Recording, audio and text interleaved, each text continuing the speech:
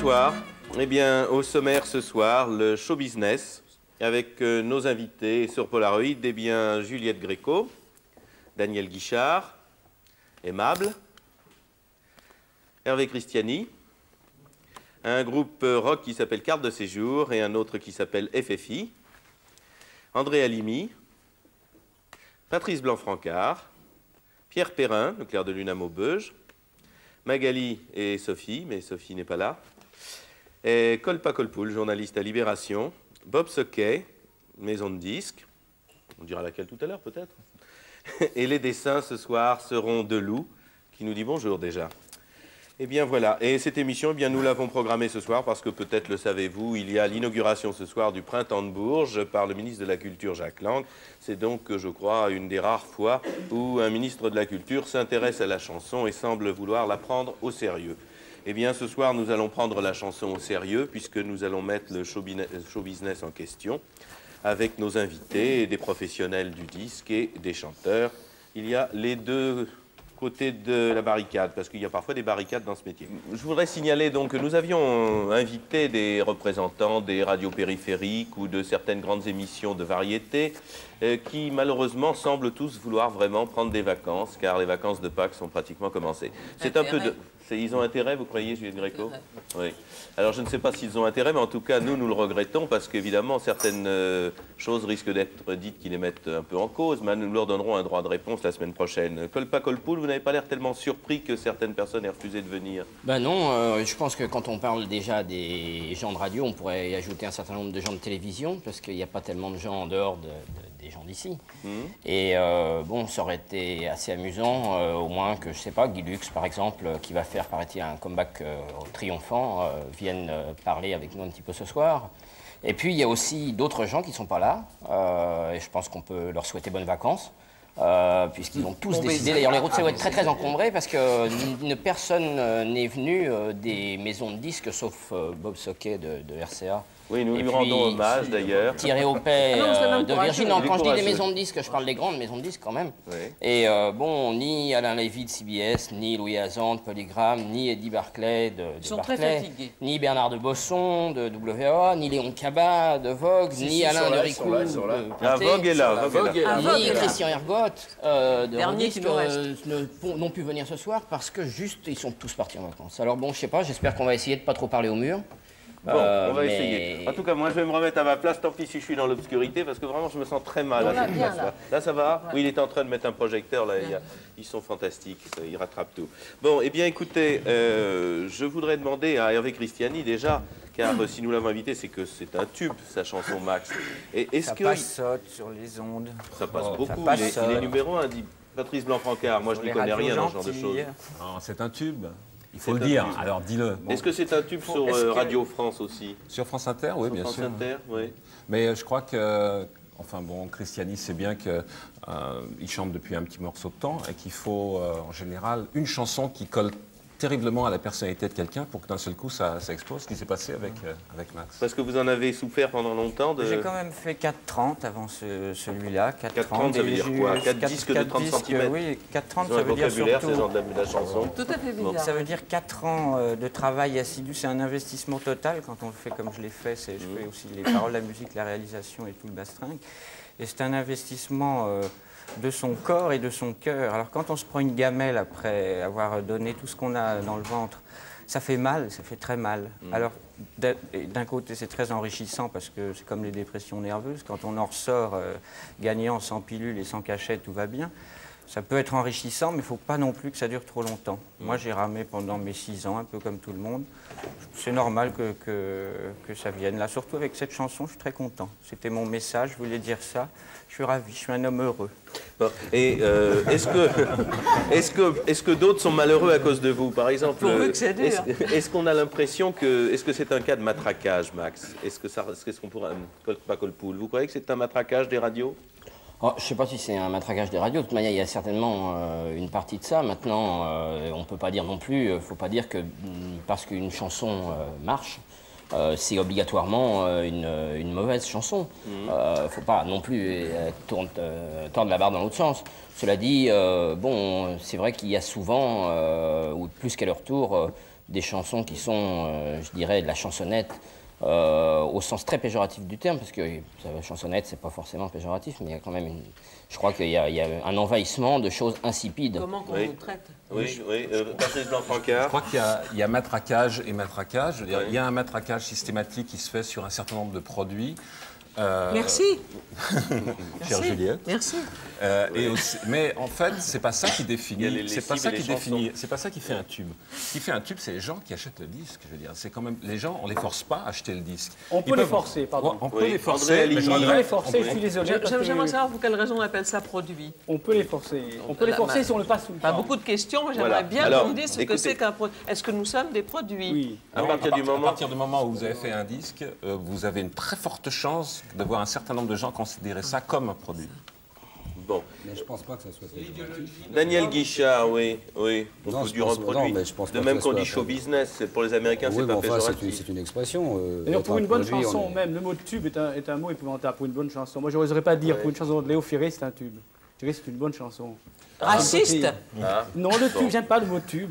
C'est pas un Sauf tube. si les gens téléphonent. Pierre Perrin, quoi? Sans publicité. Oui, Ça a été mon cas. oui, 8h moins 5 avant les informations à Europe numéro 1. oui. Pas de Pour publicité. ne pas le citer. Rien. Lucien Maurice me passe. Pour ne pas le citer. Le disque est entendu. Ouais. Les informations passent. 8h30, on appelle. Personne n'avait rien demandé. Et on commence à téléphoner. Bon, et 9h, si- on retéléphone. Pour ceux qui- Personne n'avait préparé la chose. Bon, Et alors, ça a été une avalanche. alors, Pierre Perrin, puisque vous avez pris la Personne n'avait parole, demandé. on va écouter un petit bout d'une chanson que les jeunes qui sont là ne doivent pas connaître parce que ça remonte maintenant à quelques années. Alors, on peut entendre un petit peu le souvenir de... Ça ne vaut pas Ça pleure un peu. clair de lune à Maubeuge. Tout ça ne vaut pas le doux soleil de Tourcoing. Il me disait que sa grand-mère l'avait. Il y avait déjà les canards à l'époque. Il y avait déjà les petits canards. Ça y est, Voilà. le matraque déjà.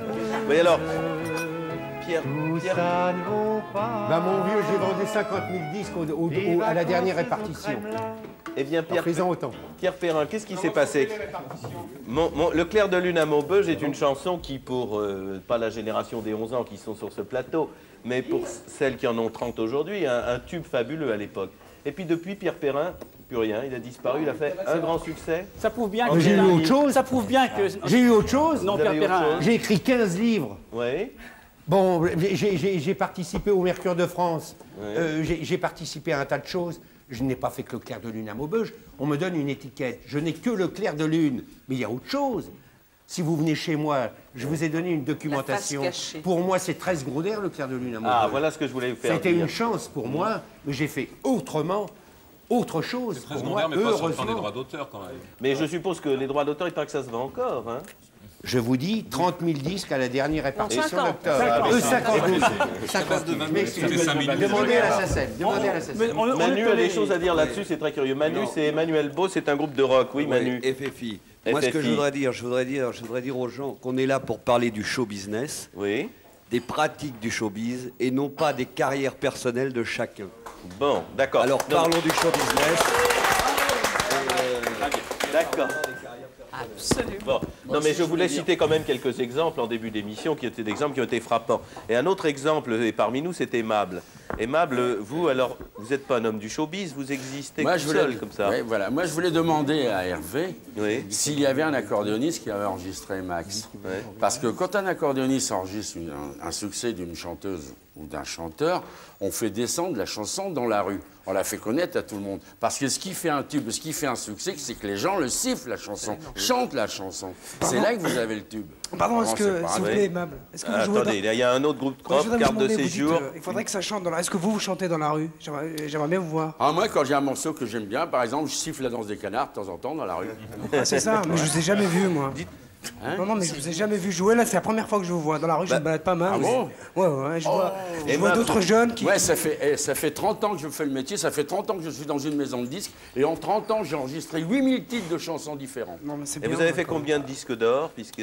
J'en ai 7. 7, oui. Enfin, je parie qu'on ne me parlait pas de chiffres. Oui, mais non, moi c'est amusant au passage. Mais dites-moi, alors, votre cas, ça prouverait finalement que le matraquage, le showbiz, les émissions de On n'a Guilux pas de et tout ça, matraquage, ça vous sert pas, On n'a pas de fonctionnez. matraquage. Quand on passe dans une émission avec notre ami Guilux, hein, on passe à 10 accordéonistes. On a toujours honte de nous prendre, nous. Ouais. La preuve, quand on joue de l'accordéon, on nous met du scotch sur la marque.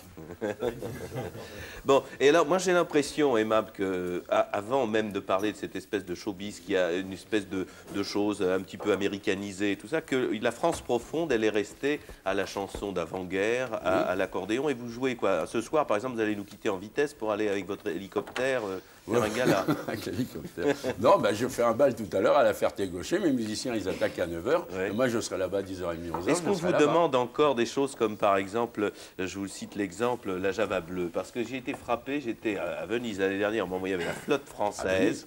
Et il y avait tous ces marins, et on se croyait dans un film de Carnet, parce qu'ils sont arrivés à 10h du soir à rentrer au bord, dans un état que vous n'imaginez pas, vous imaginez trop bien. Et ben, qu'est-ce qu'ils chantaient? Pas un tube d'aujourd'hui, ils chantaient la Java bleue.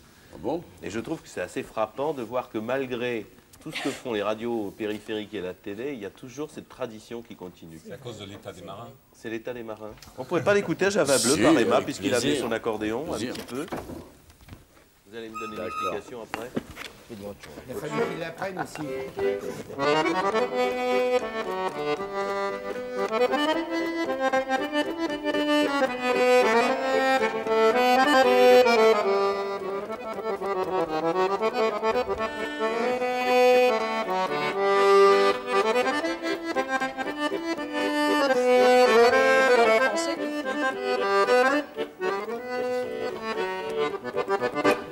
Ben voilà, ça merci.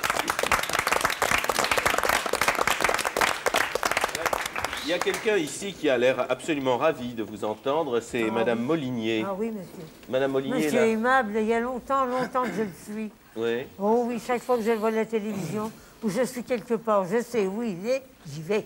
Est-ce que vous trouvez qu'on entend assez ce genre de musique à la télévision? Non, pas assez. Pas assez. Pas assez. Qu'est-ce qu'on entend trop alors? Pourquoi qu'à TF1, nous avions l'accordéon tous les samedis à 1h30? On nous l'a supprimé, monsieur. Pourquoi? Vous avez quelque chose de mieux, Qu'est-ce qu'il nous donne à l'heure actuelle? Hein? Non, elle passe à une autre heure, madame. Elle passe à une autre heure, oui. Il passe à 11h du matin. Oui. Le samedi à 11h. Vous croyez que les gens sont installés à leur télévision à regarder? Non, il ne faut pas pousser quand même. Hein. Non, mais je passe à, moi, je vous dis comme ça. 10h40, c'est bon. C'est vrai que c'est bon, Madame Molinier, je vous redonnerai la parole. Madame Juliette Gréco, on la voit rarement à la télévision. Bien sûr, c'est pour là qu'elle est ce soir. Eh bien, pourquoi alors? Pourquoi? Elle va nous le dire. Ah, elle va nous le dire pourquoi. C'est le sujet de l'émission, vous voyez, je suis madame. bien contente. Alors, je vous redonnerai la parole tout à l'heure parce que vous avez des choses à dire sur les samedis après-midi de TF1. Ça, oui. Oh, encore cet après-midi, je vous assure, j'ai fermé ma télé. Oui. Tellement Fermez la télé, fermez la télé. Ça vous a tellement déplu, madame. Tout La meilleure chose qu'on devrait faire, c'est d'offrir votre télé aussi. Affreux. C'est le rock'n'roll qui vous déplaît, c'est ça? Tout. Tout me déplaît. Bon. Mais il faut changer Alors, de chaîne. Voilà. Il y a une chaîne, il y a le showbiz. Non, je vous remercie, on me l'a dit ça. Les 3 chaînes à l'heure actuelle sont moches. Madame. Les 3. Mais il y a des milliers de coups. Madame Molinier. Ah ben oui, mais... Que tout le monde ait à s'exprimer. Oui, mais alors, malheureusement, il n'y a pas une chaîne pour tous les goûts. Alors, il faut pas il en faut pousser, une hein. dès maintenant. Place aux jeunes. Mais une chaîne pour tous les goûts. Madame Molinier, justement, je crois que c'est ça, vous avez écrit pour protester très violemment à TF1. J'ai déjà écrit à Antenne 2. Et aussi à On m'a Antenne 2. répondu gentiment. Oui. Mais alors à TF1, j'aime mieux vous dire, vous avez lu la lettre? Elle n'est pas méchante, la lettre. Il vous dit qu'il faut des émissions pour les jeunes. Mais le bas de la lettre, vous l'avez lu? Elle m'a pas frappé, On madame. me dit, madame, si vous n'êtes pas contente, prenez les 2 autres chaînes. Oui. Alors, vous trouvez ça bien? Si je peux me permettre une petite Oui. réflexion là. Attendez, Daniel Guichard, que vous aimez bien, madame Molinier. Ah, mais là, je pense qu'il faut pas être. Daniel Guichard. Il faudrait arrêter d'être incorrect parce qu'on va tourner cette dame en dérision. Pas du tout. Non, madame Molinier est très sympathique. Je ne vais pas être de mauvaise humeur, mais je lis le papier droit de réponse avec les invités et je vois madame Molinier, personne âgée, réac. Alors, il faudrait être un peu désolé. correct. Non, c'est écrit là, c'est vous qui l'écrivez. Non, je suis désolé. Ces dames pour la tourner en ridicule. Non. Si vous voulez parler du show business, parlons-en, mais pas de cette manière. Voilà, c'est tout. Parlons du showbiz. Parlons de la chanson. Là, on est dans le créneau, jeune homme. Parlons de la chanson. Parlons de la chanson. On fait du showbiz avec Daniel Guichard. Non, je crois qu'il y a un minimum de Non, mais madame Molinier... N'essayez pas de vous amuser aux dépens d'une personne qui regarde la télévision, parce qu'on est un peu rock dans la tête. On s'amuse pas du tout, on répond à ces questions quand même. Si tu n'aimes pas le football sur la 2, mais je dis pas que j'aime pas le football, c'est que j'aime pas le rock sur la prom. Bien que mes galères soient bien faites. En tout cas, vous avez droit à la parole. Nous ne vous moquons pas du tout de Madame Molinier. Pas du tout. Alors là, vraiment, je trouve qu'elle a un don de répartie remarquable. Et oui, mais vous l'emmenez dans un traquenard. Pas du tout. Je voudrais qu'on aborde le sujet. Oui. André, je voudrais quand même parler un peu de... Je voudrais parler un petit peu de la... Pour arriver à résister à n'importe quoi. André Alimi. Oui, je voudrais parler un petit peu de la chanson française. La chanson française est malade du show business. La chanson française est née grâce à de grands auteurs, compositeurs, interprètes. Depuis Mireille, Jean Nohain, Charles Trenet, Brassens, Béard, Gainsbourg, Ferré, Cabrel, Guichard et beaucoup d'autres, et je m'excuse, Souchon, et beaucoup d'autres. On a eu une chanson française. N'oublie pas. Bon, on a eu une chanson française de très bonne qualité. À côté de ça, nous avons eu des analphabètes qui se sont emparés de la chanson par le fric, par le biais du matraquage, en s'emparant des maisons de disques, parce que je trouve par exemple très choquant que certaines radios périphériques ont des maisons de disques. C'est-à-dire que c'est vraiment la concentration totale. On fabrique des disques et on les passe sur sa chaîne. Alors ça me paraît choquant et révoltant. De la même façon qu'on sépare certaines grosses maisons de cinéma, on doit en faire autant pour la chanson. Ensuite, la chanson française souffre d'autre chose, du désintérêt des grands de ce monde. Quand Boris Vian a écrit son livre sur la chanson, eh bien, on s'est intéressé à ses œuvres, à ses romans. La chanson, on s'en est moqué, parce que c'est la chanson, on sait que c'est la magouille, on laisse ça aux petites gens, aux crétins, on s'en fout de tous les jours. Il y a des jeunes qui disent des chansons et qu'elles soient signées par d'autres gens. On se moque que des chansons soient pillées, on se moque que des chansons soient plagiées. C'est vraiment la magouille des petites gens. C'est vraiment le règne de l'argent, avec tout ce qu'il y a de plus crapuleux. Alors, à partir de là, le showbiz est là, et il est dans son milieu. C'est son poisson, il s'en empare. Il crée ses propres contradictions. D'ailleurs, il a ses journaux, il a ses radios, il a ses émissions, il a ses gens, il a ses dessous de table. Tout ça, on n'en sortira jamais de la chanson. Oui. Elle est malade du showbiz. Et à partir de là, quand il y a un grand auteur-compositeur qui sort, il faut applaudir. Mais il y en a un qui sort tous les 2 ans. Moi, Jonas, bravo. Souchon, bravo. Et quand il y a des interprètes comme Juliette Gréco qui chantent, Ferré et Brassens, bravo. Mais alors qu'est-ce que vous en faites? Oui, mais bravo aussi. Non, oui, bravo Lavilliers, mais non, pas du tout. Je suis désolé, bravo pour Lavilliers. Mais je n'ai pas dit, je suis désolé, j'ai dit Souchon, j'ai dit Jonas, j'ai cité Cabrel. Je veux dire, il y a aussi des choses plus récentes que Gainsbourg. Attendez, Philippe Constantin, vous avez pris la parole, vous avez une maison de 10 qui s'appelle Virgin, c'est une petite maison par rapport à RCA. C'est une édition. Pardon, excusez-moi, Philippe Constantin, vous êtes éditeur et c'est Thierry Opé qui est Virgin, pardon. Mais comme vous êtes venus me voir ensemble, ben voilà, je vous ai confondu. Philippe Constantin, vous êtes d'accord aussi avec ce que dit André Alimi, c'est-à-dire que... Non. Non, je ne crois pas que la création se soit arrêtée, effectivement. Elle ne s'est pas arrêtée. Je n'ai pas dit qu'elle s'est arrêtée. Il y a des exemples extrêmement graves. Prenons... Il y a des exemples extrêmement graves. Oui. Où on empêche... Juliette Gréco, d'ailleurs, il faudra qu'elle réponde à Mme Molinier qui lui a posé une question. Où on empêche absolument la création et où on stoppe la création pendant des années. Il y a des exemples. On peut prendre l'exemple d'un homme comme Maurice Fanon, qui est un type extraordinaire, bon, qui est vraiment un grand écrivain. Bon. Cet homme a été stoppé pour des raisons de procès entre la maison Barclay et la maison Polydor, ou une chose comme celle-là, je pense. Je crois me rappeler, mes lunettes. Bon, et cet homme est resté 4 ans bridé. Et pendant 10 ans, cet homme n'a pas pu faire un disque. Alors, de quoi avons-nous l'air? Est-ce que nous sommes des hommes? Est-ce que nous sommes des humains? Est-ce que nous sommes des gens normaux? Est-ce que nous acceptons ce qui nous est offert? C'est le gangstérisme des producteurs. Bon, alors on va... Si je peux me permettre une réflexion, oui, simplement... Daniel Guichard. Je ne voudrais pas faire un grand numéro, mais là, le problème, par exemple, de Maurice Fanon, c'est le problème de tous les artistes, enfin, tous les chanteurs. Des créateurs. Non, je vais peut-être l'élargir. Parce que bon, je sais bien que les chanteurs sont créateurs non, aussi, c'est à part, c'est à part. Non, c'est à part. Parce que mais... les créateurs sont relativement protégés par la loi, puisque les auteurs, la loi de 57, elle protège les auteurs, elle protège les compositeurs. Quand personne n'en veut, personne n'en veut. Mais les chanteurs, il existe une petite lacune dans la loi qui fait que la voix n'est pas reconnue comme étant quelque chose de personnel. C'est-à-dire qu'on ne reconnaît pas la voix d'Edith Piaf, ça n'est qu'un artiste. Et à partir de ce moment-là, quand un artiste se trouve en procès, c'est ce qui se passe pour Fanon, c'est ce qui s'est passé pour beaucoup d'artistes, ils sont purement et simplement cassés. Et c'est Brel qui avait dit, à Barclay, il faut prendre Fanon parce que Fanon il est formidable, parce que Brel était quelqu'un d'extraordinairement généreux. Bon, comme chacun sait, on n'est pas là pour faire le panégyrique des gens, mais simplement pour dire la vérité. Et tout à coup, Fanon s'est trouvé face aux multinationales. Les multinationales, ça n'a pas d'identité, ça s'appelle des multinationales. Voilà. Et il a été entièrement coincé, foutu, crevé. Un auteur-compositeur ne peut Hervé pas... Christiani, oui. Un auteur-compositeur, je crois, doit être en dehors de ça. Un auteur-compositeur, c'est un émetteur-récepteur, il dit ce qu'il reçoit. Il ne s'occupe pas de ces choses-là. On ne peut pas, pendant 4 ans, ne pas faire de chansons. On fait des chansons. Et quand on fait des chansons et que personne ne les enregistre, qu'est-ce que vous en faites? Ça fait rien. On continue, on en fait des meilleurs jusqu'à ce que les gens viennent et se prosternent. Donc vous avez des nerfs d'acier peut-être, mais il y a des gens qui n'ont pas des nerfs d'acier. On souffre. Faire une chanson, c'est souffrir. C'est descendre au fond de soi-même pour aller donner le meilleur de soi-même. Si on n'est pas capable de... Nous sommes d'accord, ça fait 33 ans que je fais ce métier. Oui, et ben, il faut savoir assumer. Il y a une traversée du désert, même si elle dure 10 ans. On doit faire nos chansons, on ne s'occupe pas du reste. Mais vous avez quel âge? J'ai 33 ans. J'ai quand même eu le temps de souffrir un petit peu dans mon métier. J'ai eu des joies, j'ai souffert aussi. Et j'ai toujours considéré que le seul moyen de me tirer d'affaire, c'était de créer. C'est la seule joie qui nous est propre à nous, les auteurs-compositeurs. C'est mieux que de cartonner, c'est mieux qu'un tube de faire une chanson pour soi quand elle est finie. On a fini notre petit truc, on en est content. C'est important de faire sa chanson. Chacun son petit plaisir. Le plus honnêtement possible. Et si on ne veut pas l'enregistrer, on en refait une autre. Il y a toujours un moment. Ah ben voilà, la dame est d'accord avec moi. Magali n'est pas tellement de l'avis d'Hervé Christiani, mais avant, je voudrais tout de même, puisqu'on évoque Maurice Fanon, entendre un petit peu en écho Juliette Gréco qui chante une chanson de Maurice Fanon. Là. Oui, je crois qu'on a ça quelque part derrière vous.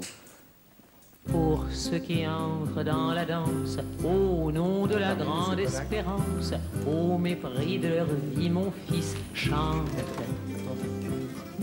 Pour ceux qui luttent pour la vie, sans autres armes que leur vie, pour qu'ils vivent longtemps, mon fils chante. Pour ceux qui combattent la nuit, pour le jour où le soleil luira, pour tous les hommes, mon fils chante. Je ne sais pas, je vois que Pierre Perrin s'agite beaucoup. Vous avez une lettre à la main, qu'est-ce que c'est cette lettre? Je rentre dans une société très connue. Tant pis pour moi si j'ai un procès, je rentre chez Pathé Marconi. Oui. Ayant enregistré chez Ricordi. Oui. Bien. Me trouvant Ricordi partant dans son pays et lâchant et abandonnant tout, je me trouve récupéré par Pathé Marconi. Alors, comme suite à votre lettre recommandée du 24 novembre, nous ne voyons pas d'obstacle à que vous réenregistrez pour un tiers les œuvres que vous avez citées. Nous tenons cependant à préciser que la présente autorisation de réenregistrement ne saurait concerner le titre Le Clair de Lune à Maubeuge qui figure actuellement à notre catalogue. Il y a eu des radios périphériques. On demande mon titre. Oui. On ne le trouve nulle part. C'est vrai. Chez aucun disquaire, vrai. aucun distributeur. Les gens vont, toutes les radios pirates vont chez Pathé Marconi et demandent mon disque. Ah, ils vont tous il à Maubeuge. n'existe plus. À Maubeuge. Non, mais attendez. Attendez, Il ne n'existe restons pas trop... plus. La date est datée du 29 novembre. Allô 29 novembre 1978. D'accord, merci. Pourquoi m'a-t-on interdit? Merci Pierre Perrin, votre exemple est bon, mais il y en a d'autres à citer. Allô? Je crois qu'il est bon. On est dans un débat là. Absolument. 18, on m'a tué. Je m'excuse, mais on est dans un débat là qui est Colpa colpoul. personnalisé. Colpa colpoul. Et je pense qu'il faudrait un petit peu sortir du misérabilisme, du discours un peu misérabilisme et de l'éloge de la souffrance. Moi, je sais pas, ça m'intéresse pas beaucoup. Par contre, je pourrais dire une petite seconde après. Je vais vous aider, moi. Attends. D'accord. Je vais vous aider. Mais je pense qu'il y a quand même quelque chose qu'il faut dire là où il y a un vice de fonctionnement des multinationales en général, c'est que en ce qui concerne surtout une génération qui est plus une génération de la mienne, plus une génération de la nôtre, c'est-à-dire des gens qui sont nés avec le rock en quelque sorte, c'est que cette musique pendant longtemps elle a été complètement marginalisée dans l'autre sens et que elle trouvait toujours de quoi tourner, elle trouvait toujours de quoi se montrer dans les concerts. Bon. Disons que déjà plus facilement, mais en tout cas, en ce qui concerne les disques, ça a été des années et des années. Regardez voir le cas d'Higelin, par exemple. Bon, tout le monde est d'accord pour l'encenser aujourd'hui. Bon, mais sauf que lui a jamais fonctionné sur le mode de la souffrance et de faut souffrir. Bon, bah, c'est vrai qu'il faut batailler, mais je pense que c'est aussi une des choses de ce métier. Je pense que par contre, les maisons de disques, elles ont loupé 2 coches, 3 coches avant de rentrer là-dedans. Et ça, c'est un grave problème. Bon, je voudrais vous citer un exemple avant qu'on parle des problèmes du rock. Et ça, il y a encore, après l'exemple de Pierre Perrin, un exemple assez extraordinaire, je dois dire, que je voudrais qu'on évoque tout de suite avant de continuer le débat, pour rester encore dans les cas particuliers. C'est Magali qui est là, sa sœur Sophie, sa sœur jumelle n'est pas là parce que je crois que les journaux l'ont annoncé. Est-ce que vous pouvez nous dire pourquoi votre jumelle n'est pas là? Elle a fait une tentative de suicide dimanche soir. Donc, je reviens à ce que me disait Mme Gréco, je suis tout à fait d'accord avec elle. Quand on est jeune et qu'on nous promet beaucoup de choses, qu'on nous lance dans la chanson comme ça, on n'y connaît rien, donc on croit à ce que les gens nous disent.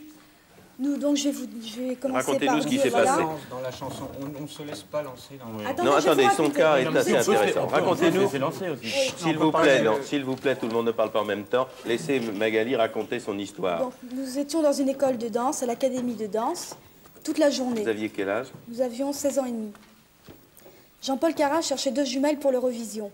Qui est Jean-Paul Carras? Jean-Paul Carras, il a écrit beaucoup de chansons pour l'Eurovision. Marie-Myriam, il a écrit L'Oiseau et l'Enfant. Catherine Ferry, 1, 2, 3. Voilà. Il est donc arrivé dans cette école de danse. Il y avait plusieurs, je ne vais pas dire paires de jumelles, plusieurs jumelles qui étaient là. Il nous a choisis. On a fait des maquettes qui a été proposée à RTL, qui a été acceptée. On s'est retrouvés sur la scène de l'Eurovision. Ça a très très bien marché. Ça a été ce qu'on dit un tube. Ça a été un tube. Oui. Ce tube, on va l'écouter tout de suite là pour qu'on vous situe bien.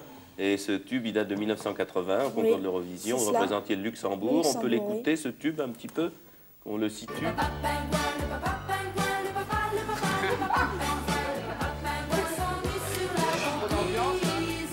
Tu iras bien, ira le dernier. Hein. Voilà, ça c'est une chanson qui a eu un succès assez considérable, puisque vous en avez vendu combien? 860 000. Bon, il fait beaucoup rire nos enfants, là. C'est pas le genre de chanson qu'ils aiment. Hein? Non, si, ça vous plaît? Vous avez ri parce que ça vous plaît ou parce que ça vous plaît pas? On saura pas, ils osent pas le dire. Dis-le, pourquoi tu as ri? Hein? T'oses pas le dire. Bon, enfin voilà. Bon, alors racontez-nous, parce que l'histoire n'est pas aussi drôle ensuite, quelle que soit la qualité ou le nom qualité de la chanson. On a vendu beaucoup de disques avec ça. On a fait toutes les télés possibles. Les RTL a suivi puisqu'il était coéditeur. Et donc, c'était un producteur allemand. Oui. Mais attendez, C'est intéressant. Oui. ça s'est passé en Allemagne. On a signé un contrat avec un Allemand qui s'appelle Ralf Siegel. Ensuite, pour le deuxième disque, il ne s'est plus occupé de nous. Il n'y avait aucune promotion, rien du tout. Alors avec Sophie, on a dit, bon, ben, on va annuler le contrat et on va voir ailleurs.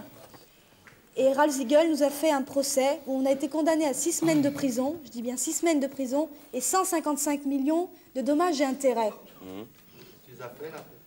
Ni l'un ni l'autre pour l'instant. C'est le problème, C'est le problème des contrats. Et donc on paye des avocats pour nous défendre. C'est-à-dire que... Et il nous a bloqué nos royalties. On n'a rien payé. On a sorti 4 disques. D'ailleurs, j'en profite, pendant que je suis là, de faire ma promotion. Oui, pas trop, parce que si chacun fait sa promotion, ça c'est votre dernier. Bon, Sophie et Magali. C'est charmant. Bon. Non, ce qui était assez terrifiant dans ce que vous m'avez raconté, c'est que vous aviez 17 ans, on vous a tout d'un coup propulsé, on vous a mis dans une belle Rolls, on vous a mis des très belles robes, on vous a mis sous les projecteurs. Mais ça s'appelle pas un proxénétisme, ça? Tout à fait. C'est un peu du proxénétisme. Je suis tout à fait d'accord avec ça. Moi, je dis que c'est du proxénétisme. C'est votre père.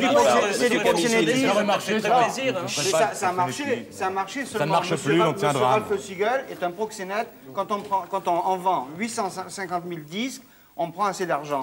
Et quand on refuse de payer les royalties à un artiste, alors là, tous les artistes ont le droit d'être payés. Mais là, il prend, non seulement il ne paye pas les royalties, mais en plus, il les attaque de 150 millions. Si Sophie Magali avait eu M. Barkov, Jean-Paul Barkov, qui est le meilleur attaché de presse, eh ben, les autres disques auraient marché. Il aurait eu M. Lederman comme producteur, le disque aurait marché. D'ailleurs, il n'y a que les radios libres qui passent mon disque. Alors ça, je dis bravo Radio Libre, je m'avance peut-être, mais... Non, ce que vous voulez dire, pour ne pas rentrer dans... Ne rentrons pas trop dans les détails. Ce qui est intéressant dans votre histoire, c'est que finalement, on vous a fait miroiter une carrière, mais qu'en réalité, il avait l'intention de lancer un disque à l'Eurovision, ça lui rapportait comme ça beaucoup d'argent, et ensuite, il vous a laissé tomber parce que c'était une opération sur un disque.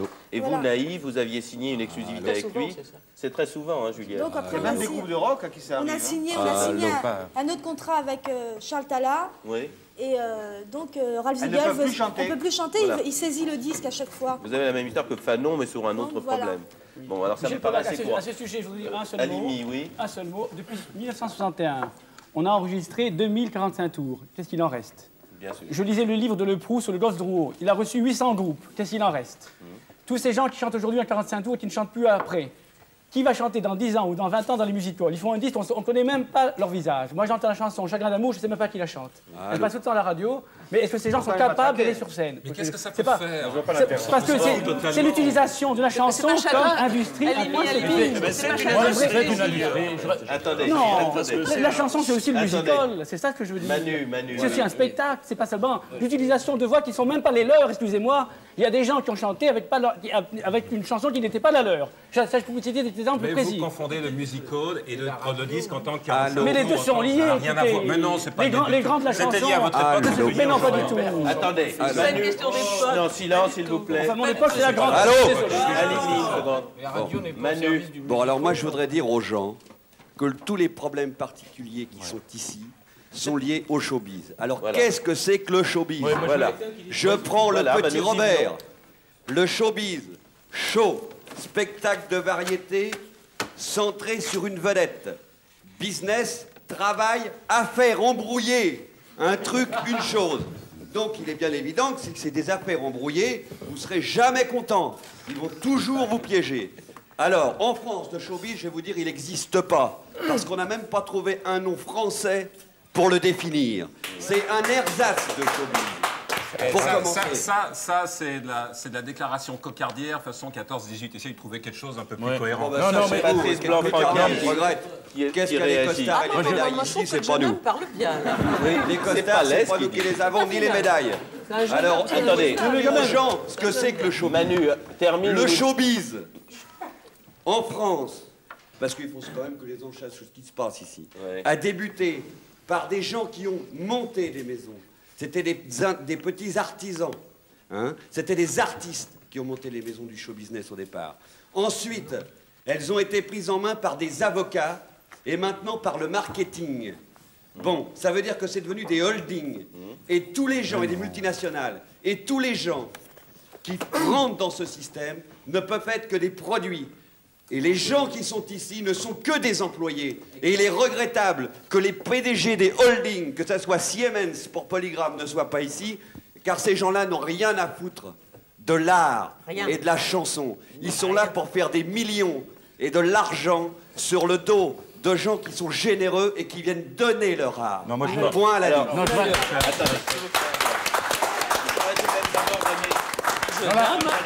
Donnons la réponse d'abord à tout de même. Bob Soquet a eu le courage de venir vous affronter. Il lui en faut beaucoup. Non, mais je m'en doutais un peu. Hein. Je ne suis pas déçu du tout. Mais je trouve que l'approche de Manu est pas mal. Oui. Moi, je suis le premier à dire je suis dans une société, c'est vrai, multinationale. Et c'est vrai que je cherche à faire le plus de profit possible. Je m'en cache pas du tout. J'investis à peu près 1 milliard d'anciens francs par an pour enregistrer des gens. J'ai enregistré l'année dernière, je ne vais pas parler trop de chiffres, mais il faut le savoir quand même, 381 titres en français. Je veux dire, bon, j'ai l'impression de participer quelque part quand même à la création. Que de ça, comme dit M. Halimi, il ne reste rien. Qu'est-ce qui reste aussi dans le livre ou qu'est-ce qui reste aussi dans le cinéma? Je veux dire, on peut prendre des parallèles. Laissez-le Attends, mais je voudrais finir, je te donne la parole, Michel. Non, une seconde, Michel Alguet, laissez Bob Soquet terminer. D'abord, l'assimilation, et je suis complètement d'accord avec M. Blanc-Francaire aussi, l'assimilation entre le musical et le disque, pourquoi la faire systématiquement? Parce qu'elle est plus vraie, et je ne vois pas pourquoi c'est plus mal qu'elle soit plus vraie. Il y a un jugement de valeur que je refuse aussi. Pourquoi dire quand un disque marche, c'est parce que c'est de la merde? C'est pas vrai. On n'impose jamais quelque chose à quelqu'un. Et on ne va pas acheter un disque. Laissez-moi finir, je vous ai laissé parler tranquillement. Pour aller acheter un disque, c'est toute une démarche. Il faut aller chez le disquaire, c'est cher un disque. Il faut mettre beaucoup d'argent. Il faut aller chez soi, il faut l'écouter. Oui, il y a plein de choses. On investit. André, soyez correct. Je veux dire, il y a plein de choses comme ça, il ne faut pas trop schématiser non plus. Alors c'est vrai que le problème dont on va parler, parce que c'est le seul, comment montrer aux gens ce que les artistes font. Voilà le cœur du problème. Une fois qu'on aura résolu ça, c'est-à-dire, est-ce qu'il faut plus de radios? Je suis ravi, il y en a beaucoup plus. Est-ce qu'il faut que les radios soient thématiques? C'est-à-dire qu'on ait des radios rock'n'roll, qu'on ait des radios accordéon pour M. Aimable, qu'on ait radio vocale pour M. Guichard. Je suis tout à fait pour qu'on ouvre l'éventail, que les gens puissent choisir. Mais point final, le show business, si c'était, pour employer cette expression, je déteste le show business, si c'était que de la magouille, il y a longtemps qu'on aurait tous fait faillite et qu'on ne serait pas là pour en parler. Oui, est-ce que vous êtes d'accord? Et la production artistique. Non, une seconde, s'il vous plaît. Non, ne venez pas intervenir quand vous n'avez pas de micro, je vous en prie. Moi, je vous toi ta gueule. Non, écoutez, je vous en prie. Hein. Non, ça, c'est pas la peine, hein. On vous a demandé de... Alors, Michel Alguet voudrait la parole. Ça fait Non, 10 je ans vous en qu'on fait prie. les chiens, qu'on fait tout doux. Non, je vous en prie. D'accord, hein, on fait une émission, soyez gentils. Alors, tout doux. Non, s'il vous soyez plaît. gentils, veuillez aller vous remettre à la place là-bas, parmi les spectateurs. Hein. Bon, non, soyez gentil d'aller là-bas, vous mettre là-bas. S'il vous plaît. Michel Alguet, vous êtes tourneur, hein. C'est ça, je suis vous tourneur, êtes occupé mais... de Léo Ferré. C'est ça, mais depuis, c'est pas de Léo que je voudrais parler, mais depuis 40 minutes que l'émission a commencé, vous oubliez qu'il y a des gens qui vous regardent et que ce sont eux qui achètent les disques et que vous faites une petite histoire entre vous de maisons de disques, d'artistes. Il ne faut pas oublier que c'est le public qui fait les artistes. C'est le public qui achète des disques. On vous en prie. Bon, alors, mais soyez comment gentils, veux-tu que les gens veuillez ils faire t'écoutent sortir, comme monsieur. tu es? Veuillez le faire sortir. Tu veux le baston, toi? Arrête, s'il te Vous voulez plaît. sortir, s'il vous plaît. Veuillez demander à monsieur de sortir du plateau. Il n'était pas invité en plus. Soyez gentil de demander à monsieur de sortir du plateau. Bon, alors, soyez gentil. Allez, monsieur, sortez. Vous n'étiez pas invité, je vous ai demandé. Je sors pas. Bon, vous n'étiez pas invité, je vais être obligé de demander de vous faire sortir, c'est pas très agréable. Alors. Tu auras le baston. Oui, c'est ça. Mais je l'aurai, d'accord. Je suis d'accord, mais. Oui, bon. Alors, s'il vous plaît, veuillez demander aux responsables de demander à monsieur de sortir. Il a un gros rhume. Il a un gros rhume. Allez, bien, allez boire un verre dehors. Hein. Faut qu'il y ait, Les verres, mais pas ça sur l'alcool ou la défonce. Très bien. Bon, moi, j'aimerais bien, parce que depuis un moment... Non, une seconde. Non, depuis un moment, moi, je voudrais intervenir parce que je trouve un peu stupide le chemin dans lequel on s'en va. Oui, Thierry Opé des disques Virgin. On est en train de dire, voilà, le showbiz, les gens du showbiz sont d'affreuses ordures. Il n'y a pas de définition pour le mot showbiz. Moi, j'en ai une. Le showbiz est un milieu qui correspond et qui ressemble de manière géosociologico-politique à l'ensemble des structures qui font que la France est la France en ce moment avec le bain de merde et de contradictions dans lequel elle est. Il y a des ordures, il y a des gens très bien qui essayent de faire leur métier le plus correctement du monde, et la majorité des gens qui travaillent dans le show business, comme on dit, c'est-à-dire les employés, les attachés de presse, qui vont en chier, qui se font jeter dans les radios parce qu'elles ont un bon produit, et un artiste avec lequel elles ont plus que des liens de travail, mais aussi des liens d'amitié, et bien ces gens-là, ils roulent en R5, ils habitent un F2, ils gagnent 500 sacs par mois, ils travaillent, et c'est eux le showbiz. C'est pas simplement les 2-3 mecs qui manipulent. Alors, attendez, alors qu'il y ait des contradictions ensuite avec des holdings et des grosses multinationales, c'est vrai, il y a des multinationales. Il y a aussi de plus petites structures qui essayent de faire un travail donné, dans un ordre donné, avec des types de musique donnés qui peuvent aller, je sais pas, moi je travaille plutôt sur le rock'n'roll, il y a des gens qui travaillent plutôt sur la chanson dite française. J'estime que c'est tout à fait respectable, il y a différents goûts. Les phénomènes de censure qui régissent la publication de ces musiques sur les ondes ou à la télévision, c'est une autre paire de manches. Là, le showbiz intervient parce qu'il ne se limite pas aux gens des maisons de disques. Le showbiz, c'est les journalistes, c'est Michel Drucker qui passe en ce moment sur l'autre chaîne et qui passe qui et qui, pourquoi cela plutôt que d'autres. C'est n'importe quoi, c'est la politique, c'est le hit parade des gens qu'on nous fait subir. Est-ce que vous préférez une tartine de Jacques Chirac ou de Michel Rocard ce mois-ci? C'est la même chose.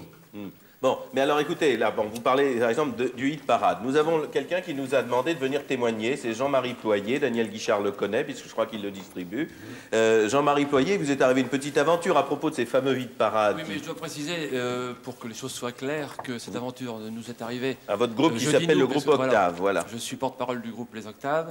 Ça nous est arrivé il y a à peu près 3 ans, donc c'est pas très très récent. Ça fait rien. On avait fait à l'époque un disque pour enfants qui s'appelle toujours Un enfant dans les sables.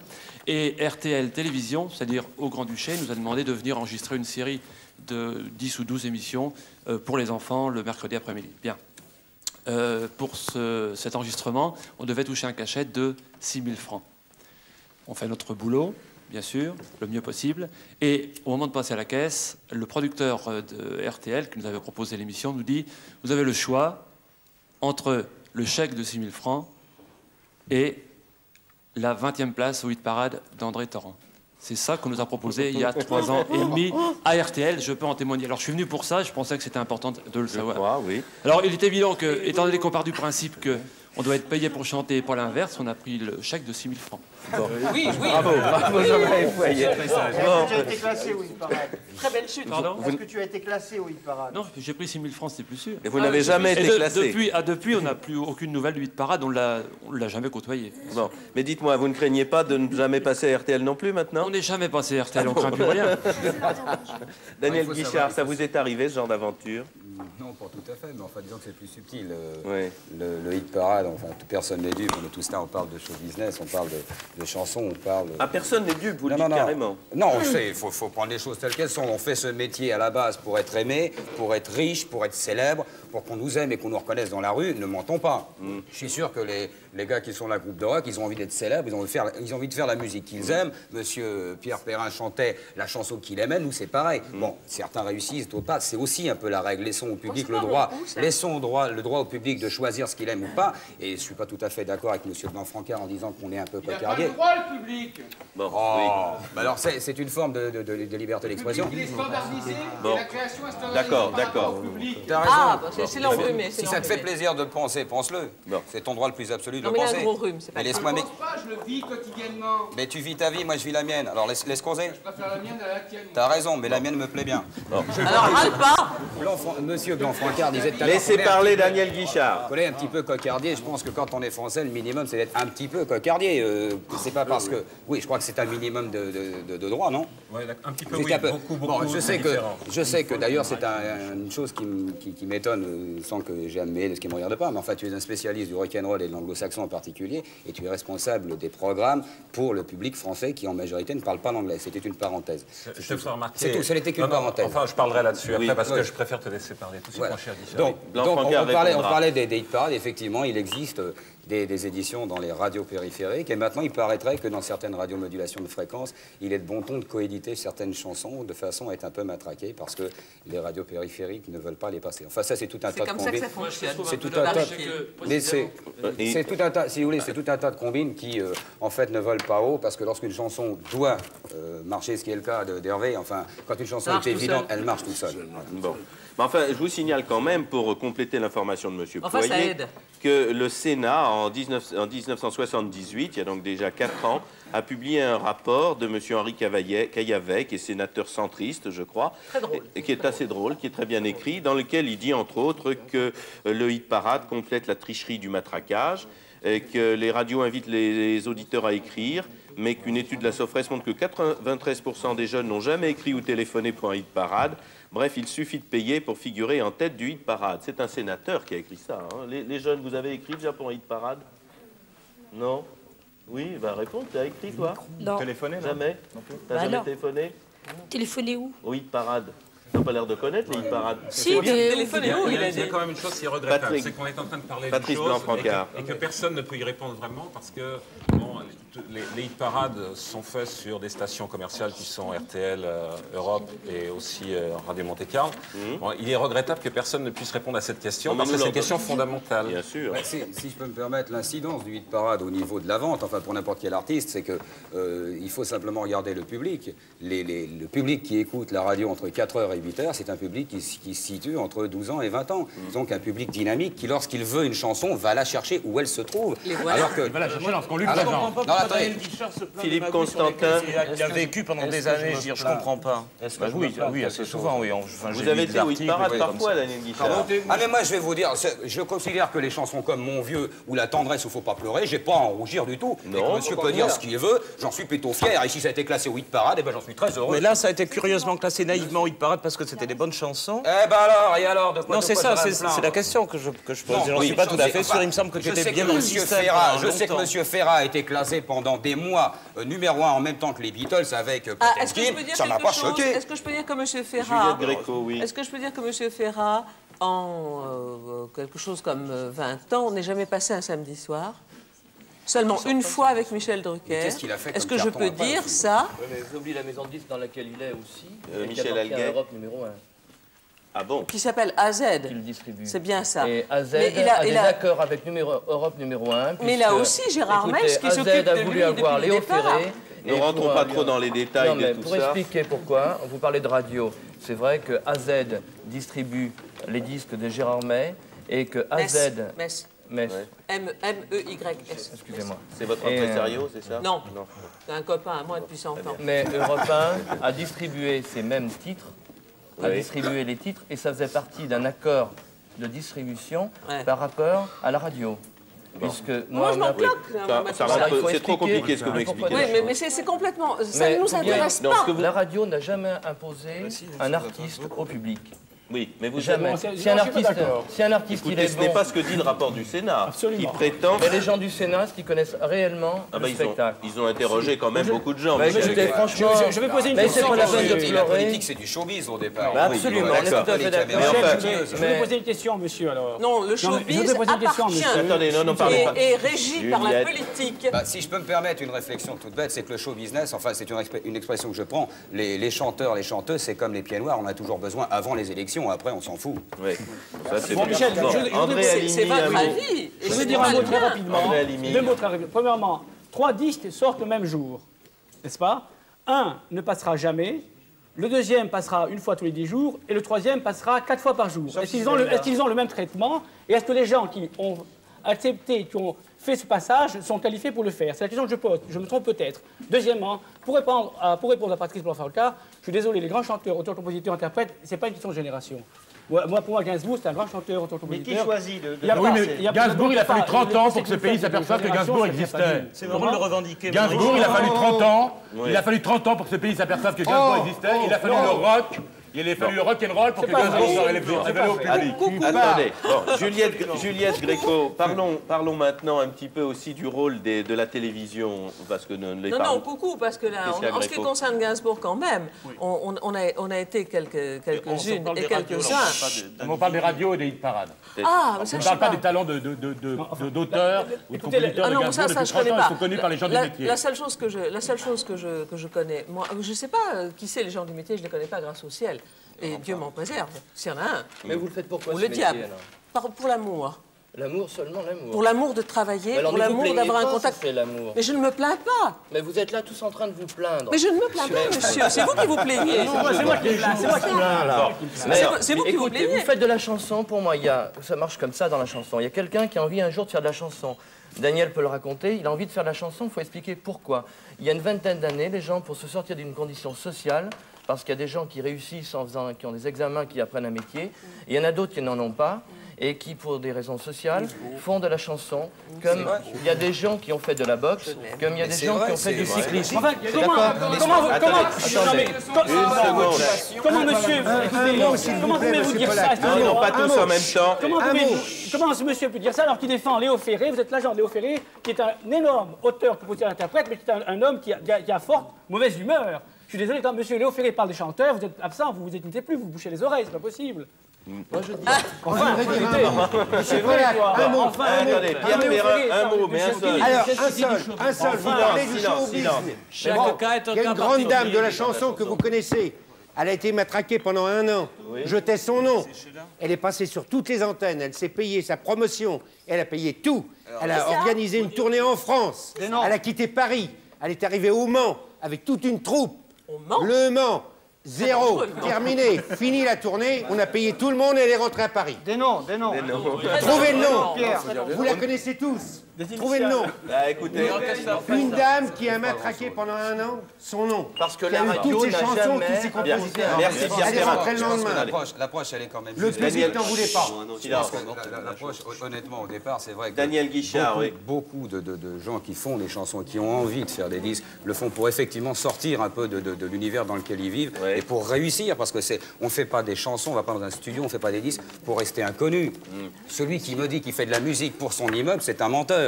Donc on le fait pour être connu, pour avancer, et aussi comme certains font de la boxe ou d'autres des corridas ou d'autres choses, on essaye d'avancer, certains réussissent, et quand on réussit, on se trouve confronté à un système qui n'est plus simplement une guitare et des chansonnettes, c'est un système totalement structuré qui est énorme, et là on parle de multinationales, mais il faut dire que le monde est dirigé par 3 multinationales, que 75% du marché au monde appartiennent à Polygram d'un côté, au groupe CBS, et RCA aussi est très imposant. Et on ne peut pas dire vraiment de mal, c'est pas parce que Bob est là, parce que RCA est peut-être, étant une maison américaine, celle qui à égalité traite les produits et français et anglo-américains. Mais si je peux me permettre, attendez, je voudrais qu'on demande un peu de silence, monsieur, s'il vous plaît.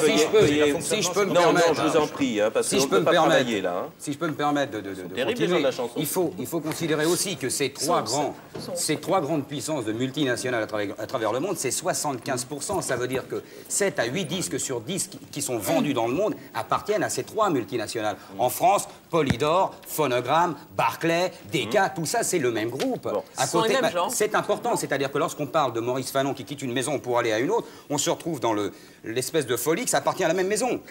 Donc là, on se retrouve dans un gros problème qui est quelle est je dis pas l'honnêteté parce qu'il n'y a pas de malhonnêteté dans les programmations de radio, mais quelle est la puissance? Allô? Attendez, non, laissez-les finir, laissez-le finir. Des gens pourris, il y en a partout, et c'est pas la majorité, faut être honnête. Mais malheureusement, quand on est producteur de disques, distributeur ou éditeur, on peut difficilement lutter au point de vue financier sur l'intoxication. Je m'explique. Vous prenez quelqu'un qui fait des programmes radio, qui est responsable d'une tranche horaire à la radio, qui n'est pas très anglo-américain à la base. Vous lui offrez 2 fois un voyage pour aller voir, je dis n'importe qui, disons Julio Iglesias ou n'importe qui à Los Angeles, et vous mettez cette personne dans une condition telle que ses oreilles s'habituent à la musique américaine. Je vous certifie qu'au 3e voyage, elle va vous bombarder plein. Iglesias, c'est la musique américaine. Je croyais que c'est la musique américaine ou le plaisir du voyage. Non, il habite là-bas. Mais ça, Daniel Guichard, je voudrais revenir à votre cas particulier parce que vous élargissez le débat, mais il faut l'élargir un petit peu, le show business. Et vous-même. Non, écoutez, une seconde. Je voudrais demander à Daniel Guichard qui nous explique un peu son itinéraire, on ne l'a pas encore demandé. Vous avez vous-même été pendant un moment dans un trou, j'ai l'impression, et vous n'êtes toujours pas très bien présenté sur les radios périphériques, puisque vous m'avez dit vous-même qu'on vous y entend peu. Non, mais et vous avez été obligé chacun son tempérament, chacun est libre de penser comme il veut et de dire ce qu'il veut. Il arrive aussi qu'on se fâche avec les gens, ça c'est mon problème, ça ne regarde que moi. Oui, mais vous êtes fâché pour quelle raison? Pour des raisons commerciales? Non, pour des désaccords sur certaines options par rapport à des gens dans une radio. On va citer, pour la citer, c'est Europe numéro 1, je me suis accroché avec des gens et ça fait 3 ans que je passe pas et je m'en porte pas plus mal et je suis très heureux. Oui. C'est un problème, c'est une parenthèse. C'est un peu bizarre que ça soit à cause de démêlés personnels qu'on entende pas un chanteur qui a du talent. Je vais vous dire, mais démêler personnels avec Pierre, Paul ou Jacques, ça n'a aucune espèce d'importance. C'est très fréquent. Et maintenant, laissez-moi finir avec Daniel Guichard, maintenant vous êtes devenu un businessman. Non, le problème, c'est qu'un jour, il est arrivé qu'on me mette contre un mur, d'une façon un peu imagée, qu'on me mette quasiment un couteau sous la gorge et qu'on me dise, on va te casser. Le même problème que Maurice Fanon, procès contre procès. J'ai décidé de ne plus faire de procès. Je suis responsable de ce que je fais depuis 8 ans et j'ai décidé une fois pour toutes de me distribuer. Ça veut dire que j'ai pris une valise, j'ai fait le VRP pendant 1 an et demi et j'ai ouvert aussi la voie avec d'autres gens. Parce qu'il n'y a pas d'autre cheminement. Il existe 2 systèmes. Et maintenant, vous avez 20% de la production française en distribution? Non, j'ai récupéré tout seul, effectivement, et j'ai, sans l'aide de grossistes, à peu près un 5e de la France, et j'espère faire plus. Je ne suis pas tout seul à distribuer, parce qu'effectivement, c'est une coïncidence qu'il soit là. J'espère avoir aussi Hugo Fin en distribution. Il y a des tas de gens que j'espère qui viendront, mais le but de la démarche est simple, c'est que lorsqu'on ne peut pas faire autrement, il ne suffit pas de rester assis et de pleurer. Il faut se lever, se redresser et se battre. Tu vas devenir comme les autres. Viens me voir dans 10 ans, on verra si je suis comme les autres. Le problème, vous n'en savez rien. Écoutez, vous êtes simple, vous avez des problèmes et vous voulez les résoudre en pleurant. Agissez, mais agissez et ne préjugez pas de ce qui va m'arriver. Essayez de savoir ce qui va vous arriver à vous. Attendez. Bon, on peut parler d'autre chose parce que ça fait 1 heure déjà qu'on parle que de la même chose. On va parler du rock tout de suite. Bon, du business, il y a le rock, j'ai l'impression qu'on accorde plus de temps on va y venir, j'allais y venir. Attendez.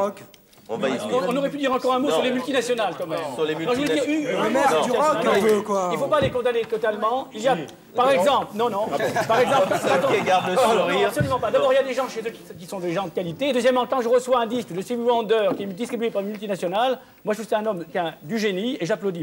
Alors à ce moment-là, je me moque de savoir si c'est une multinationale ou pas. Attendez. Voilà. S'il vous plaît. Silence. Laissez-moi envoyer les grands moyens. Silence, s'il vous plaît. Une seconde. Est-ce que je peux bien dire quelque chose quand même? Laissez-moi Juliette Gréco. Ça ne vous ennuie pas. Vous permettez que je mène l'émission comme j'ai envie et pas comme vous le voulez. Oui, mais vous faites dire que pendant 1 heure, vous ne parlez que du disque. L'émission sera finie dans 20 minutes. Une vous seconde. Permettez que je termine. Mais le spectacle, c'est pas les ringards. Moi, je vais être extrêmement rapide. Mais j'ai pas parlé de Stevie Wonder. Mais vous êtes en train de parler de cas particuliers, de cas de ringards. Je vais vous expliquer comment se passe un disque. Absolument. On parle absolument pas. C'est un cas particulier. Non, alors je vous demande de casser leur envie sur scène il y a 10 ans. Bon, vous voulez vous taire, vous, s'il vous plaît, on ne sait même pas qui vous êtes là. Vous voulez faire sortir. Voulez-vous que je vous explique? Je voudrais vous raconter le... Non, permettez, ils sont casse-pieds, hein. Juliette Gréco, je voudrais qu'on aborde un peu aussi les rapports avec... C'est l'instant du ringard. Moi, madame, je dis ce que je pense. C'est le délicieux instant du ringard.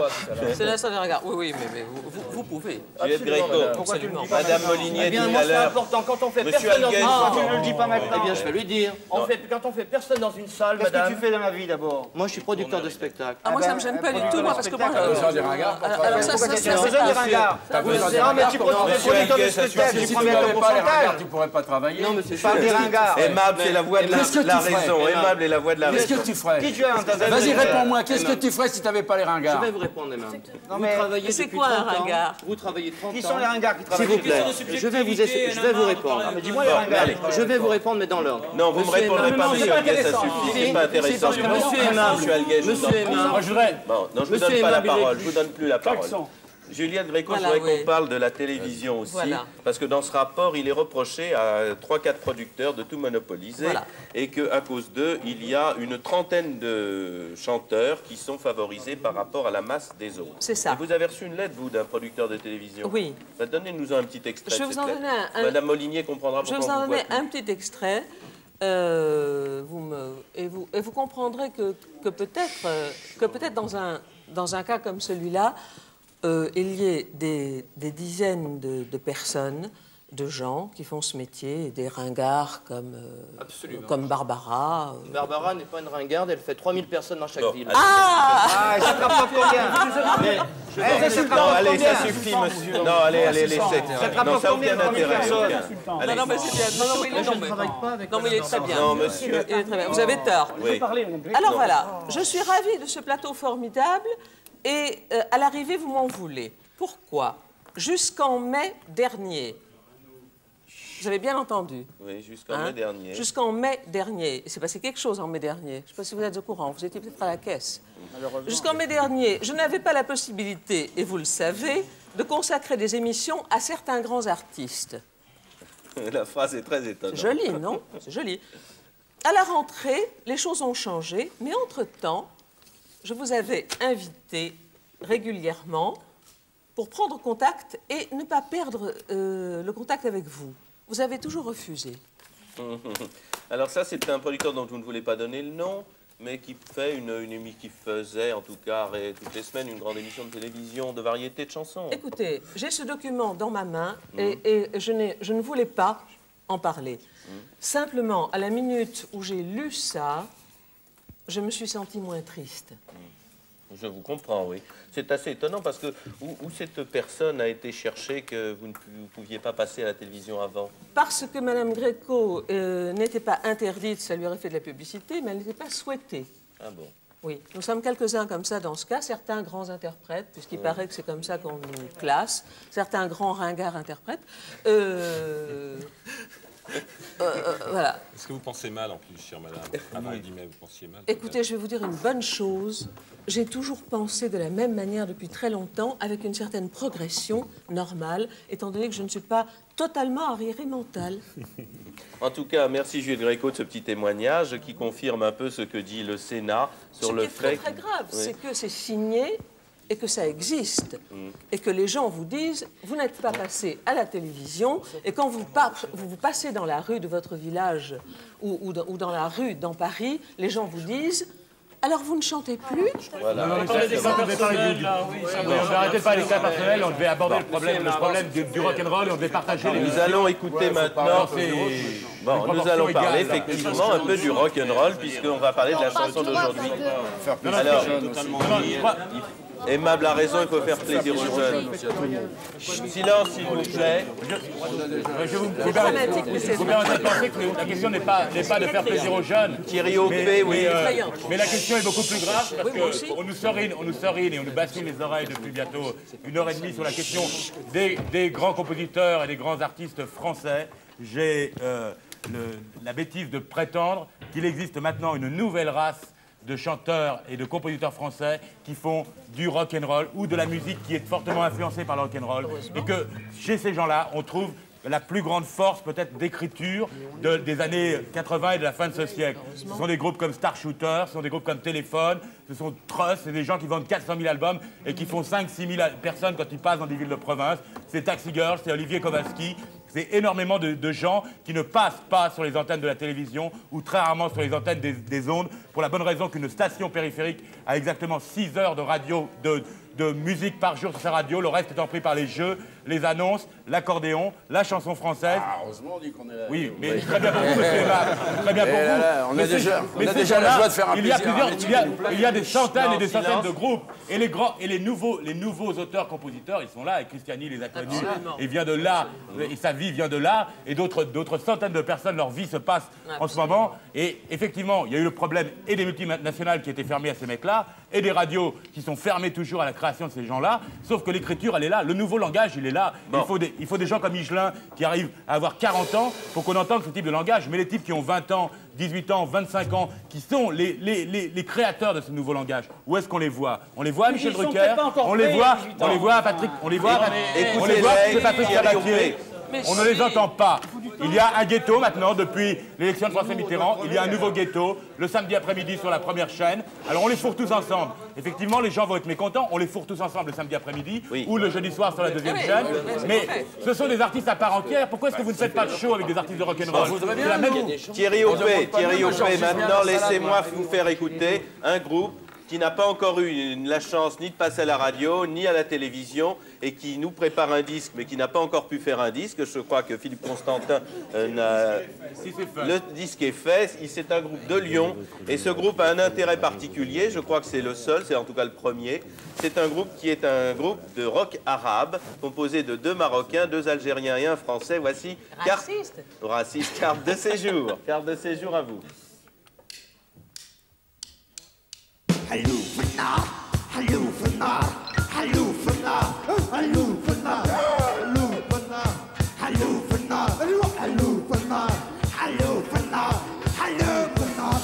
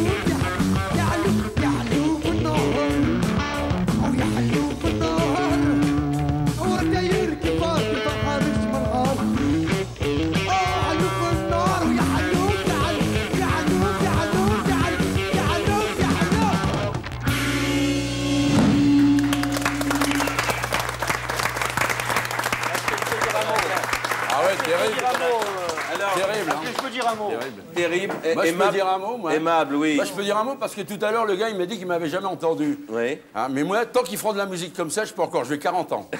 Merci, aimable. Madame Molinier. C'est mieux que travailler à Mouker, mais pourquoi pas faire venir un groupe français? Oui, encore des propos racistes. Bah écoutez, enfin, il faut bien essayer. Non, attendez, c'est exactement ce qu'on voulait, c'est formidable. Nous, on est en groupe français. Attendez, FFI après. Ça ne veut rien dire du tout parce que chaque artiste, chaque mec du pays. Non, s'il vous plaît. Il faudrait savoir un peu. Tout à l'heure, elle me l'a bien dit. S'il vous plaît. Allô? Moi, ce que je Écoutez. Chaque artiste. S'il vous plaît. Ce que je voudrais dire, là, j'en ai C'est une pour question deux- d'appréciation. Non, écoutez, je vous en prie. Écoutez, monsieur Pollack, Non, je n'ai écoutez. pas bu de whisky, je ne suis pas quelqu'un de connu. Non, ne mais suis je n'ai pas le Serge temps de donner la parole à Ce que tout je le vais dire, monde. monsieur Pollack, j'en ai pour 2 secondes. terribles. J'étais venu, j'ai demandé de venir de Lyon, je connais bien carte de séjour, et j'apprécie pas ce que monsieur a dit là-bas parce que c'est dégueulasse, et j'espère que on va essayer de changer ça. Ils ne chantent pas en anglais, ils ont leur langue, ils ont grandi ici, ils disent ont ce qu'ils raison. ont envie de dire sur une musique de rock. Et c'est pas fini. Ce que j'ai envie de dire aussi, monsieur Pollack, ce que j'ai envie de dire, c'est que Gréco parle de Ferré et de plein de gens, c'est vrai. Moi, je chante dans la rue depuis bientôt 8 ans. Je viens de refuser un contrat chez RCA parce qu'on donne 6% de royalty à quelqu'un. C'est-à-dire 1 franc 50 par artiste. Attendez, on donne 1 franc 50 par artiste. Attendez, j'ai produit mon disque tout seul. Il vient de sortir. Je me suis complètement défoncé pour trouver ça. J'ai emprunté de partout. Je me bats dans la rue pour la chanson. Je demande que la chanson de rue ait le droit de réponse. Il y a des gens qui vivent de la rue, qui sont embarqués tous les jours. J'ai pris 3 mois de prison parce que je chantais dans les rues. Et quand j'entends des bourgeois qui parlent de la chanson sans se mouiller, j'ai envie de gueuler et j'ai pas bu de whisky. Comprenez-le, ceux qui chantent, c'est la révolution, c'est la vie, c'est ce qu'ils demandent. Ils ont raison, je suis pour le rock, pour toutes les expressions. Et je ne fais pas du rock, c'est notre vie, vous pourrez pas nous l'enlever. Et quand je dis que vous êtes des ringards, c'est parce que vous pouvez pas comprendre. C'est tout ce que j'avais à dire. Et je demande un droit de réponse pour les artistes de rue. Ce jour-là, je demande tous les financiers du système qu'ils viennent en face. Ils ne pourront plus parler parce qu'on a des tripes. Voilà, parce qu'on crève vraiment et qu'on s'en fout des Rolls-Royce. Ce qu'on veut, c'est la fête et la vie. Voilà, et l'égalité pour tous. Ras le cul de vos attachés caisses. Merci. C'est fini. Bon, Monsieur Pollack, On a commencé je demande la parole. Alors, c'est Perrin qui vous demande la parole. Je demande que dans 5 minutes, simplement, sur les antennes, on vous téléphone, comme c'était le cas pour ma chanson, qu'on redemande à réentendre ça. Dans le quart d'heure qui va On les suivre. voit, les démocrates. On le qui demande veulent la encore à liberté 11 d'expression, heures. c'est On le demande formidable. à minuit. Toi, tu peux On le pas demande ta demain chanson, matin. empêche pas les autres de passer non plus. Ce sont les gens. Oui, les gens, c'est quoi? Tous ces Des messieurs écouteurs, sont beaucoup très des gens gentils. peut-être. Monsieur, laissez-moi parler une seconde. s'il vous plaît. Attendons les appels Non, téléphoniques. attendez. Écoutez, il faut que je mette un... FFI, oui. On ne veut pas Non, dire quand même silence. qu'il n'y a que des ringards d'un côté, que des bons de l'autre. C'est complètement ridicule de le penser d'une part, parce que ce n'est pas vrai. Il y a beaucoup d'artistes qu'on a cités que j'apprécie effectivement beaucoup aussi. Mais moi, ma forme d'expression à moi, c'est le rock'n'roll. Effectivement, comme eux. Mais pourtant, comme chaque artiste qui est ici, que ce soit du rock, que ce soit autre chose, comme c'est de musique, on a chacun une façon différente. On est chacun un cas particulier. Et c'est là le grand problème du show business, c'est que chaque fois, on est tous des cas particuliers par rapport à ce genre de trucs. Et que eux, c'est une question de goût. Il y a certains trucs, certains mecs qui vont trouver ça super, et c'est très bien comme ça, et d'autres mecs qui trouveront ça complètement naze. Et puis c'est tout. Le show business, on pourrait en parler pendant des heures, et puis ce serait jamais fini. Un point, c'est tout. Alors ça sert à rien de discuter pendant des heures, parce que depuis le début, on a entendu que des cas particuliers. On n'a pas vraiment parlé du show business, et en plus, on n'a envisagé aucune solution. Alors, je voudrais dire quelque chose. Alors, oui. Alors, ce que je voudrais dire, c'est que nous, on s'exprime dans notre langue, c'est ce qui est important, parce que bon, on est les rejetés aussi bien au niveau social, à tous les niveaux. C'est vrai. Alors, on essaye de pouvoir s'exprimer dans notre langue, dans le rock'n'roll, et de pouvoir faire connaître aux gens qu'il n'y a pas des délinquants dans la race arabe en France, et qu'il y a des gens qui peuvent souffrir à travailler leur instrument. Moi, je travaille 4 heures par jour mon instrument, bon, c'est comme ça, à travailler sa voix, à travailler sa guitare, pour pouvoir s'exprimer dans un autre domaine, et que j'aimerais que la presse française en général